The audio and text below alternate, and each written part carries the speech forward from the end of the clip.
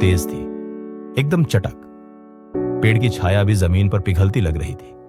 हर कोई अपने अपने काम में व्यस्त था। कोई दुकान पर, कोई दफ्तर जा रहा था, कोई ठेले पर फल बेच रहा था।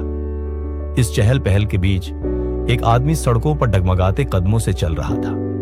उसका नाम था शिवराम। उम्र होगी कोई 50 साल। चेहरे पर झुर्रियां थीं, लेकिन उनमें संघर्ष की चमक छिपी हुई थी। हाथ में एक पतली सी सफेद छड़ी थी, जो हर कदम से पहले जमीन को टटोलती और फिर आगे बढ़ने का संकेत देती। शिवराम अंधे थे, जन्म से नहीं, पर अब पूरी तरह दृष्टिहीन।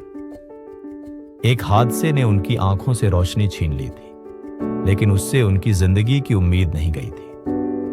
कुछ साल पहले तक शिवराम एक बैंक में क्लर्क थे। हर दिन ऑफिस जाना, हिसाब किताब करना, अपने 2 बच्चों और पत्नी के साथ छोटी सी जिंदगी जीना, सब कुछ सामान्य चल रहा था। फिर एक दिन शाम को वे स्कूटर से घर लौट रहे थे। सड़क पर एक ट्रक का ब्रेक फेल हो गया और शिवराम की जिंदगी वहीं बदल गई। आंखों की रोशनी चली गई, हमेशा के लिए। पहले कुछ महीने तो जैसे उन्होंने जीना ही छोड़ दिया। मैं अब क्या करूंगा? बिना देखे कोई काम कैसे करूं? बच्चों का भविष्य अब क्या होगा? हर दिन यही सवाल। पत्नी समझाती, बच्चे गले लगते, लेकिन शिवराम के भीतर की टूटन और गहराती जा रही थी। एक दिन उनके बेटे ने मोबाइल में एक वीडियो चलाया। उसमें एक आदमी बिना आंखों के संगीत बजा रहा था। चेहरे पर मुस्कान थी, तालियों की गूंज थी। शिवराम ने पूछा, ये कौन है? बेटे ने जवाब दिया, पापा, ये भी अंधे हैं, लेकिन देखिए कैसे लोगों को खुश कर रहे हैं। शिवराम चुप हो गए। उस रात उन्होंने पहली बार नींद में सोचा, क्या मैं फिर से कुछ कर सकता हूं? अगले दिन उन्होंने ठान लिया, हार नहीं माननी है। शिवराम ने ब्रेल पढ़ना शुरू किया। शुरुआत में उन्हें एक अक्षर समझने में 5-5 मिनट लगते, लेकिन उन्होंने हिम्मत नहीं हारी। फिर उन्होंने वॉइस असिस्टेंट वाला स्मार्टफोन लेना सीखा। धीरे धीरे उन्होंने इंटरनेट के जरिए ऑडियो बुक्स सुनना शुरू किया। फिर आया अगला कदम, एक काम ढूंढना। शिवराम ने एक एनजीओ से संपर्क किया जो दृष्टिहीन लोगों को ट्रेनिंग देता था।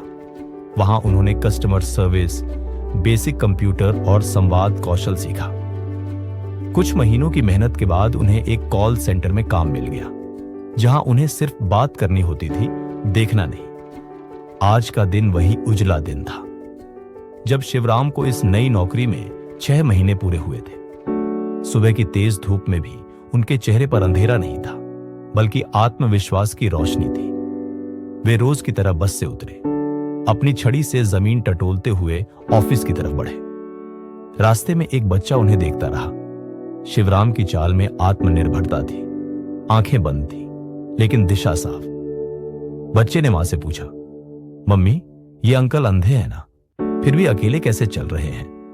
मां ने जवाब दिया, बेटा, ये देख नहीं सकते, लेकिन शायद ये दुनिया को हमसे ज्यादा साफ देख पाते हैं। ऑफिस पहुंचते ही सहकर्मियों ने उन्हें बधाई दी। शिवराम जी, आपने सभी कॉल्स का सबसे बेहतरीन फीडबैक पाया है। आप हमारी प्रेरणा हैं। उनकी आंखें नम हो गईं, लेकिन मुस्कान वही थी, मजबूत और शांत। शाम को वे घर लौटे। बेटे ने पूछा, पापा, क्या अब आप खुश हैं? शिवराम ने जवाब दिया, मैं पहले देख सकता था पर डरता था, अब नहीं देखता, लेकिन लड़ना सीख गया हूं। जिंदगी में सबसे बड़ा अंधकार वो नहीं होता जो आंखों से दिखता है, बल्कि वो जो मन में बैठ जाता है। शिवराम की कहानी बताती है, कभी हार मत मानो। जब सब कुछ छिन जाए, तब भी कुछ करने की ताकत बाकी होती है।